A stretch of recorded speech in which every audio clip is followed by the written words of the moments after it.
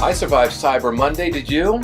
I did. I don't think my bank account did, but Credit card miles? Did you get credit card miles? Credit card miles. I don't know if I don't get miles. You know what? I get like points and dollars. Get so I can miles. I know. Points and dollars. That's just so you get 1% cash back. When you add it all up, it's like really nothing. I'll give you the $100. Okay. Because it's really not fun. It's like really. It's like when you think about it, you spent 10 grand, you got back 100. True.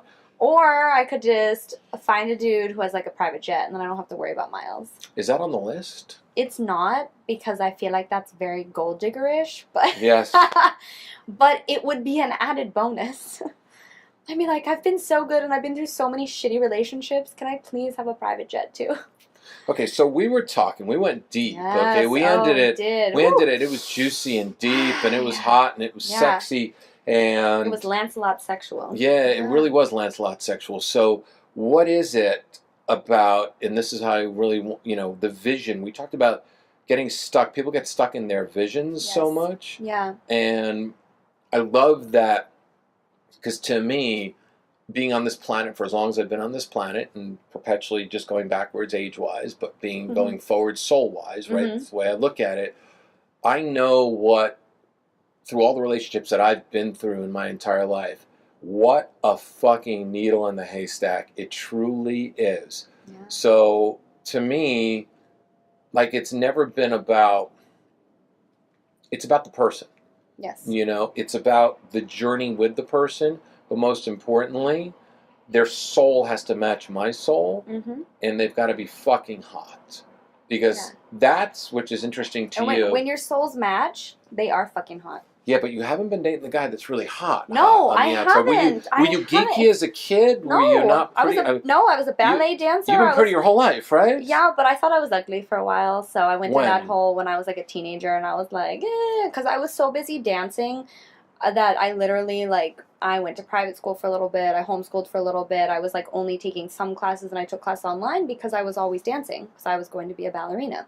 So while that fucked up my life royally, I just went into this space where I was like, well, no guys are asking me out, not realizing that, hello, you are not anywhere where the guys are. You are either in the dance studio or you're, so how are they going to ask you out? But so I was just like, oh my God, I'm ugly.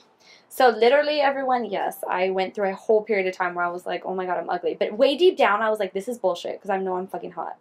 But then I went through a whole, transformation when I went to New York. I met this girlfriend of mine at school. She taught me all about makeup. I love her so much. I talk about her in my book, and she was just like, what are you... I mean, I always had a sense of style. I always did. But she was just like, no, you're hot.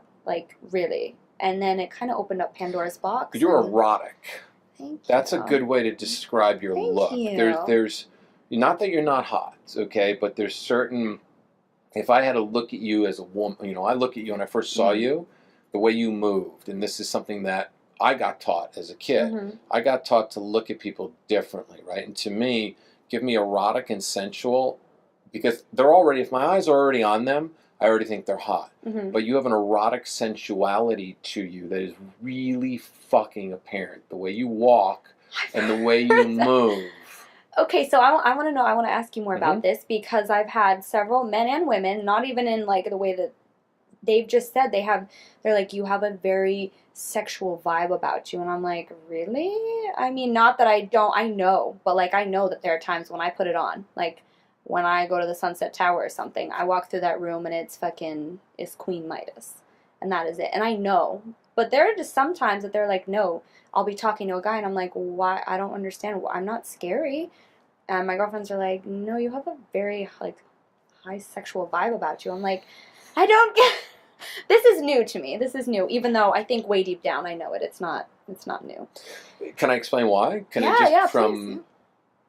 I was 11. I was on a boat. I was in the middle of Hampton Bays. I was on a boat, and this French doctor, stopped the boat, and he says, you've got the gift.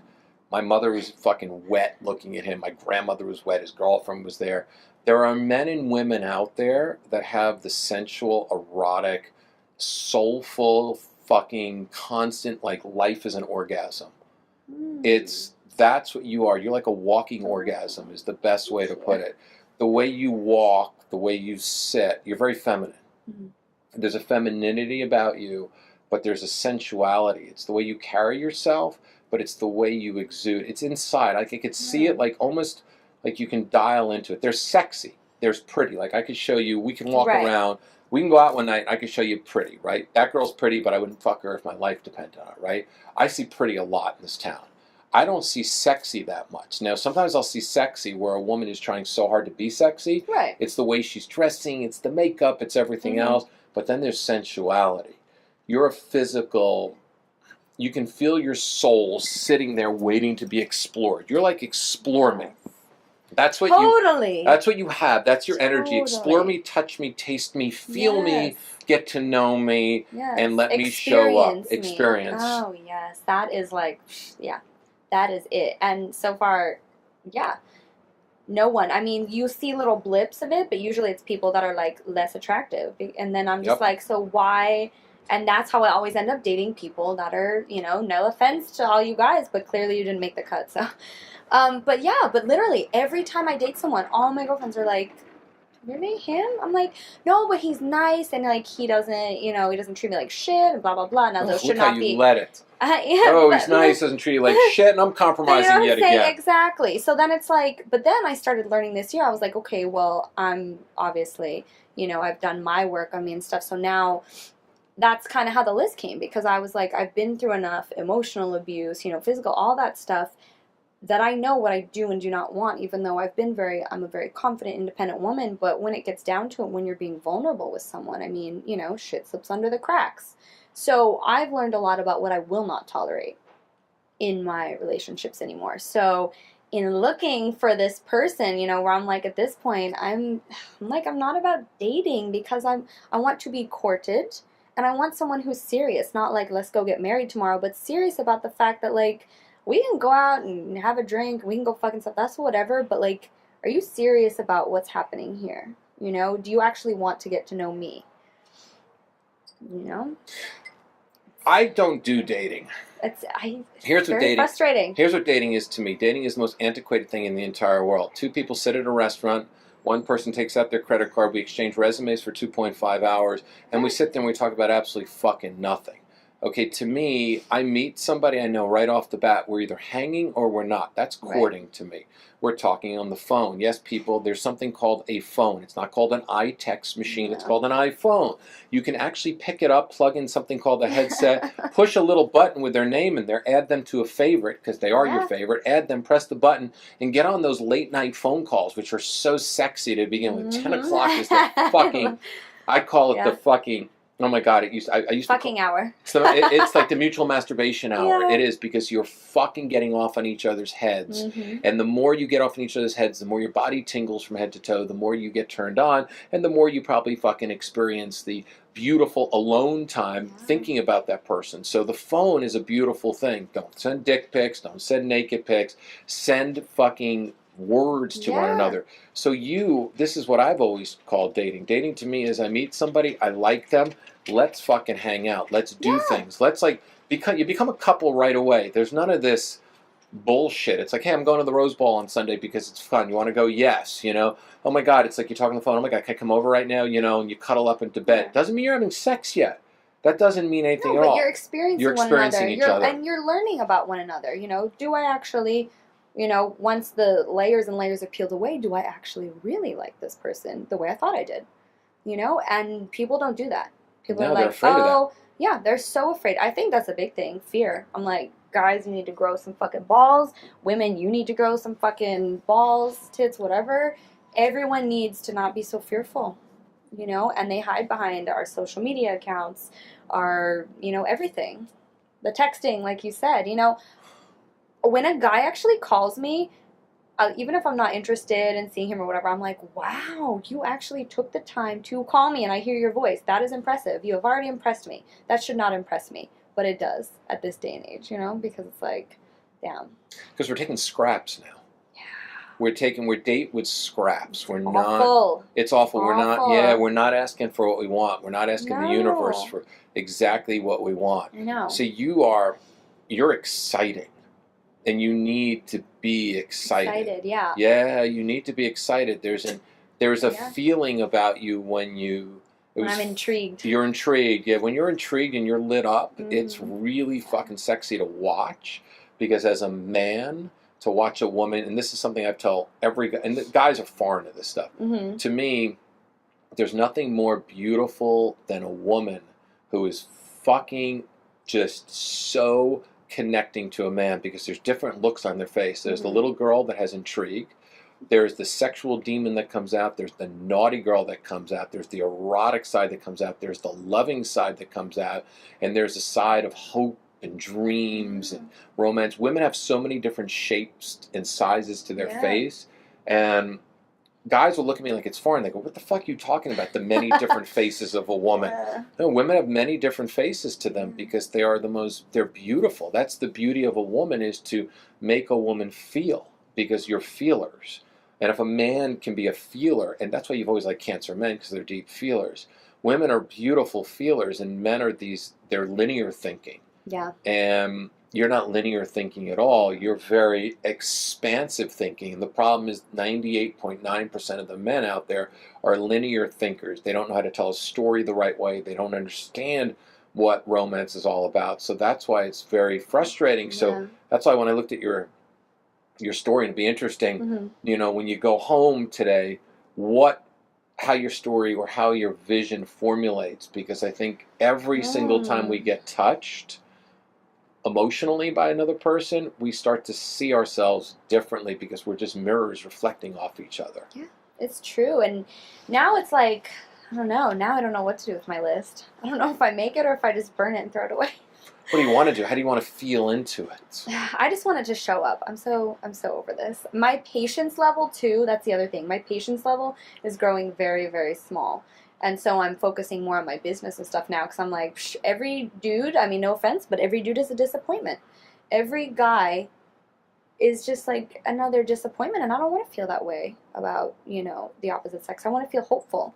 This last breakup that I went through, my girlfriend was like, you know what I love most about you is that no matter how bad they hurt you, no matter how much, X, Y, and Z, or if you're angry at them, whatever it is, you are still hopeful for the next one. You still have hope. Like, you don't swear off. You still have hope. You know that they're still out there somewhere. And I want to continue feeling that, but I also don't want to be that woman who's like, he's out there somewhere, oh my gosh, any day, and then I'm like 36, and I'm like, okay, I'm just going to go, like, get Botox and take care of it, because I don't know what the fuck to do now, like, I don't want to be, I don't know. It's maybe a little, like, voodoo magic, I don't know, something. I'll perform some voodoo. I went to a voodoo doctor once. I would really appreciate it. I did. I went. It's interesting. You said I've always been hopeful. I've never. My mother taught me that. My mother taught me to be not a hopeless romantic, a hopeful romantic. Love is the ultimate journey. Yeah. I mean, there's no. I've never been able to get rid of it, though. That's the thing. No one ever taught it to me. It just showed up, but I've never lost that, and I wish I could, because it's just then you just be bitter like everybody else walking around. And I'm just not. I'm just so hopeful. I'm like, that's why every person I meet, I'm like, what's happening here? What's going on? You want to be in love so badly. So badly. It's so written all over you. I'm like, holy shit! Take me. I'm ready. You are. You're ready to be fucking claimed. Yeah. You're tired. It's like, I've done my work. I have done my work. We never get done doing work. That's the problem. No, but like, I will continue doing that. But it'll be a lot easier if, like, I have my hot dude that we can fly to London together, and you're ready to build a home. Yeah. Yeah, you're tired of the cats. Yeah. The cats are good. How many cats? 2? Oh no, I only have 1. Okay. Yeah, I just have 1. But like right now, after my long ass relationship, I was in for 7 years. After that, I moved out kind of suddenly, and my mom had a nice condo in Studio City, so I just moved in with her, because I was like, I don't want a roommate. I don't want another boy. I've always only lived on my own or with a boyfriend. You like living with somebody? Well, yeah. I mean, yeah, as long as I don't want to stab them. Most of the time, I mean, you want to talk about naughty side. Like, I have literally fantasized about murdering partners. Because I'm like, I hate you so much. I'm like, I fucking hate you so. Like, I will do it. Dexter. Yeah. Yeah, I want to wrap them in fucking plastic and put the pictures on the wall of all the fucked up things they've done. Really, come on, bitch. You can't. Don't deny that lie. I hate lies. Like, don't lie to me. Yeah. Don't. Just be on. Like, don't. Yeah, when you start fantasizing, when you're laying next to someone, when you're fucking them and you don't want to see their face, and then you lay next to them and you're like, if I dismembered them, would I be able to get bins big enough? Would the bins be able to fit into my car? It's like when you start thinking that, you're like, wow, okay, that's, it's done. But yeah, so I haven't lived with my mom since I was 17. And before I moved to New York, and now she's like, it's a great roommate situation because it's kind of fun living with your mom. It is kind of fun. She's a crazy little dancer lady. She loves to smoke her pot, and we just kind of have like little parties. And she travels a lot. She goes to see my sister. She teaches dance as well. So she dating too? So that's another great thing. She would like to date, but she's, we all have all these generations. Her friends, my friends, we're all in the same. Like, no offense, but like men are stupid. Oh my God. It's like, no offense. I agree. We're in that mode though. And we don't want to be. We all want to be, happy with a partner and stuff. But like, she's tried online dating. She's tried, this, and it's just like I'll take her out with me, but then the dudes always end up looking at me, and that's not good. So it's like, I don't know. She's a really cool woman. And she looks great for her age, but she's still single. How old is she? She is, I can't say her age, but she is going to be 60 soon. That's sweet. Yeah. That's sweet. She's doing good, but she looks great, so and she's super fit. She does Zumba, yoga, running, whatever else she's doing. I don't know. She's writing a book right now. She's doing great, and she's super supportive, and anytime that I'm like, oh my God, I can't deal with you, it's just talking to my mom, so. It's funny you said, I've been living alone for 5.5 years. Mm-hmm. It's my longest stretch. I mean, I've always been like 2 years, and then I meet somebody, then I live with them, right. 2 years being single. That was the way I was, yeah. Now I'm like, I thought about the other day, I'm 5.5 fucking years of living on my own. Holy shit, is this getting old? Yeah. That's the thing, is that... It's getting... the other side of the bed, like Olga, she'll even say it, she's cleaning right now.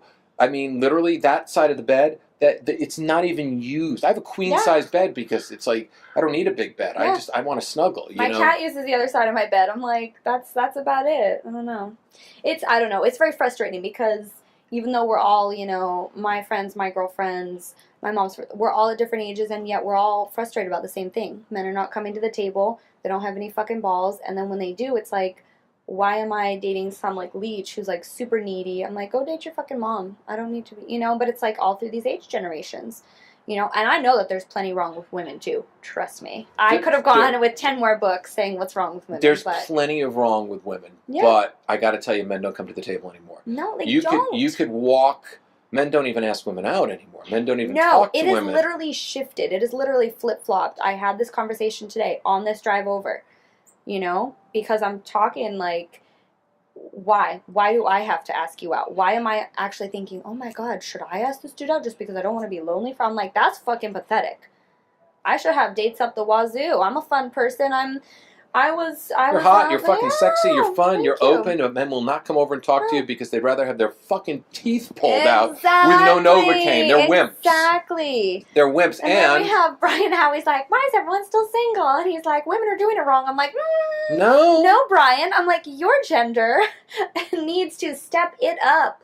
You need to read some Jane Austen, read some Keats. I think that's honestly, people don't read classics anymore. I'm like, you need to read some fucking Keats and get a little life perspective on what love is. It's so funny. I tell men all the time, there's 2 things they need to stop doing. They need to stop watching porn, because porn isn't going to fucking exist. I'd never watched porn. I watched it once when I was 16. I looked at it and I go, my mind is way more creative than that. Secondly, watch every romantic comedy out there. There's something called the serendipitous moment that happens. Like all of a sudden, you're in Barnes & Noble and I'm in Barnes & Noble. I see you looking at a book. I look at you. I think you're fucking hot. And I walk over there and I goddamn fucking talk to you and I ask you out. Whether I have game or not, it doesn't make a difference because we're having a human conversation and a human connection.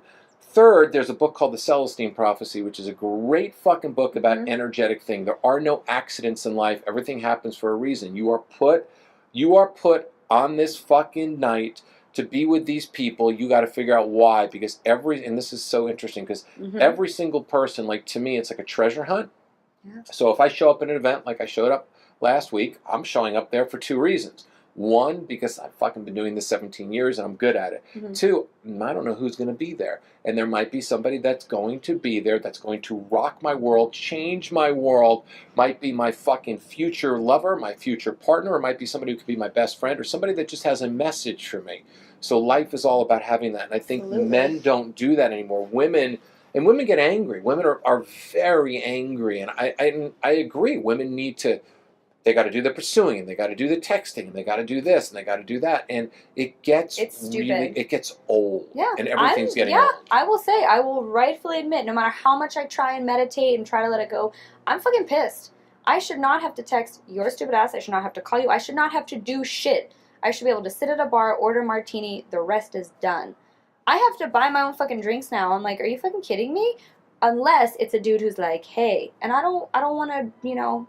Yeah, Vinny Boobats, I call him. Yeah. Like, I can get plenty of free drinks, but it's going to be from dudes who are like, you know, and I'm like, oh my God, anyone of substance, it's like, they're not going to talk to me, you know, and then my girlfriend's like, well, you're just intimidating. I'm like, that should not be an excuse. That used to be a thing, like, oh my God, you know, like, the Marilyns, you know, guys weren't like, oh my God, I can't talk to her. Guys went up and talked to her, whether they were scared or not. And this is, I have many girlfriends who are so beautiful. We're all saying the same thing. Guys don't want to talk to us. They don't want to ask us out unless they're like fucking weirdos who I feel like you could be a rapist. That's not okay. Yeah, and guys ask you out, and it's so rare and far between, and then they have no follow-up. Yeah, they have no follow-up. And then the few that do, those are the ones I end up fucking dating, which is why I end up dating guys who I'm not attracted to. Which is why, okay, so we went long again, which is good. So now we're going to put your vision out there to the universe. We're going to make a request, okay? Yes. So tonight, when you go home, you know, reformulate, because you got the list and you got the 8 pages and stuff like that, but I'm telling you, with the way men are, and listen up, men, listen the fuck up. There are gorgeous women out there that just want you to go over and say hello. Holy shit. Just follow up the skills. So you're going to appreciate your next relationship. Oh, like it better be the next and last one. Like, because I don't want to do this shit again. But I'm going to appreciate the fuck out of that person.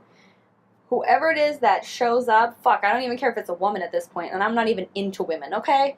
But if someone showed up and actually did what they said they were going to do and actually was the list and everything, oh my God, I am like the best partner. I will fucking be there for you. I'm not needy. I'm supportive. I want to have fun. Like, oh my God, I'll cook for you. I sew. Plus your physical touch and your affection and shit. It's like, I'm like, I will do it all. Hello. But then I just feel like I sound like one of those, other 30-something-year-old women who's just like, well, he's out there. I know he's out there. No, I actually don't know if he's out there, to be honest with you. I know he's out there. Well, that's good. That makes one of us. Yeah, you know he's out there. I don't know. Deep down you do know. Deep down you have to believe it before you see hope. It. You know that. But you got to believe. You got to. Here's the deepest thing right now, okay? For you, you're a deep thinker. You're a deep feeler. You're a romantic beyond belief. You're tired of living. You've admitted so many beautiful things in the last couple of days of podcast. You're tired of living alone. You're living with your mom, so you can easily move out of that, so you can move into a place with a guy. She will be so happy. Oh yeah, you want. Yeah, you already have. See, you got the vision down, and I really like that, because a lot of women, they'll just go and they'll sign a lease and they'll buy a condo, and you're like, fuck it, I'm going to live with my mom because I want to go live with my man. It's like, it's true. And it's a beautiful, to me, that's fucking sexy as shit, because to me, I got this place, that I'm living at right now. I was living in this gorgeous place. I didn't buy a place because that's commitment, but I really do want to buy a place with somebody, right? Because then that's a home. There's a home that's being festered together and being created together. So I got a place that I don't even like, because I can't stand big complexes. Right. This is not me at all. I'm too private of a person. Even though I'm a public person, I'm very private. I can't stand this big complex. I don't like it. There's no charm. I didn't even decorate it, because I love decorating my places. I didn't even decorate it. Like, my last place was like an art gallery. You would have walked in, you would have never left. You would have been like, oh, we're doing a podcast? I'm going to stay for 4 fucking days. You would have called your mom and go, I'm still doing this podcast because this is the coolest place. I had a 350 square foot deck. Oh my God, that you just saw the moon and the sun and everything else. And it was all decorated great. It was zen. So I took this place not to be comfortable, because I knew that 5.5, because I knew once I was in it, and I'm overpaying for it, I knew that in the 5.5 years of loan, I am so ready to go and get to that level of being with my person as well too, because that's all why we're here. So you hold that vision, because you're beautiful. So hold that fucking vision for yourself and don't let it go, because you don't need to let it go, but maybe just have no age on him and have no have a height requirement because that's important. Oh, no, there is a height requirement. There is a height requirement. I believe in that, but souls have no age as long as they're not younger than you. No. You're fine, because you're an older soul, so you're going to be with somebody who's older than you. There's no ifs, ands, and buts about it. Because which is what I would prefer. I definitely would prefer that. A big thing too, honestly, let's just break it down. If you know Alex, you know that you have to enjoy the good lifestyle. Like, you can put me out in the woods and I'll do whatever. I can go bare bones. But, like, I want big-ass Cartier here. I don't want, like, oh, I went and I got you a little... No. Like, I like the good lifestyle. I have worked hard for everything that I own in my life. Nothing's been handed. I have a wonderful family, this and that. But, like, I love the good lifestyle. So, champagne and diamonds are the way to go. Okay, champagne and diamonds. I mean, I always tell people camping to me is Motel 6, sleeping on top of the comforter because I'm not going underneath the sheets, right? With the tent over the bed, right? But, like, I'm not one of those people, if you put me in the woods, like, I wouldn't know what to do. Like, I can do that fine. I wouldn't know what to do. No, I can totally do that. But do I want to? No. Like, what I want to do is, I want to go to Paris. I want to go. I love that. I love that. And so that person has to have that lust for life and the good life and appreciating and sharing their wealth too. Because if you're a stingy motherfucker, get the fuck out. What about creating wealth together? I love that idea. Do you like that idea? I love that. I would love to create something together. That's why I say I'm building my empire, but it's much easier if you're building it with a partner, something that, you're not alone in. And I'm not alone. I mean, I have my business partner, I have my best friend. Great. But, like, there's a difference between someone that you're sharing a life with and, and building something together with. That's beautiful.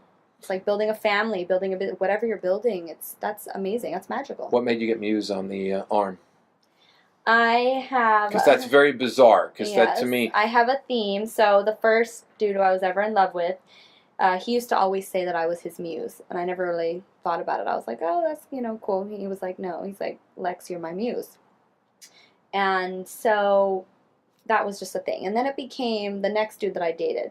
He randomly one day, he's like, oh my God, you're my muse. You've changed my life. And it became this theme where it kept popping up, and I started kind of like, not that it fed my ego, but I started feeling that was my role. Like, I was the muse, and I love being able to do that since I am an artist, not realizing that I need my own muses and I need to take care of myself. But then my first production company was called A Muse Entertainment because it had been such a thing. And by the time I got this tattoo, I got it in Ellicott City on the East Coast. It was this little, like, Maryland. Tom Sawyer town. Yeah, and I went by myself, and my dude was doing whatever the fuck he was doing. I don't know. I went by myself and I said, I want Muse, and I want it right here.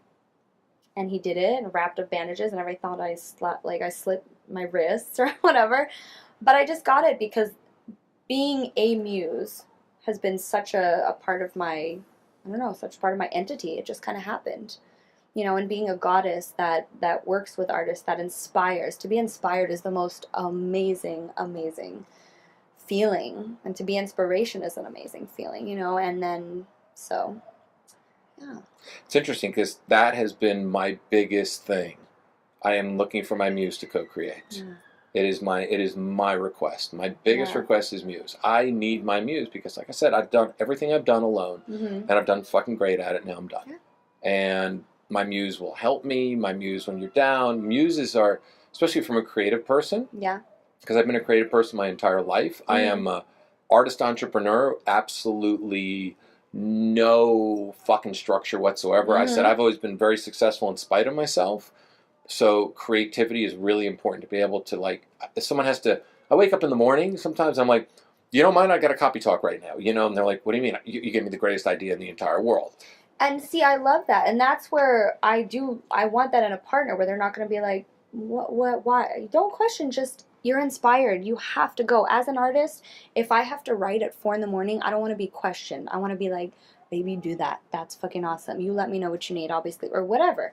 We should be able to have our independence, but be able to support and inspire one another. So as a muse, and I've been muses for women too, where they were like, and every time I've never said anything about it, they've always been like, you're my muse. And it's just been a constant thing that's come up in my life always, whether it's good or bad. And I started learning the bad side too, because I was like, you can be taken advantage of really easily, So it was like, whoa, I need to make my own personal boundaries. But it's an amazing, amazing kind of gift that I feel it, and it just comes from here, and I just know what that person needs, how little, how much, how whatever, and know that they can achieve that greatness. And I don't know, it's amazing. It's sexy as hell. Yeah. I mean, fucking sexy. There's nothing sexier than a muse. Yes. When you're a man who's a creator and you know that you can, because I've always been that man that will always, I look at a woman and I want to help her.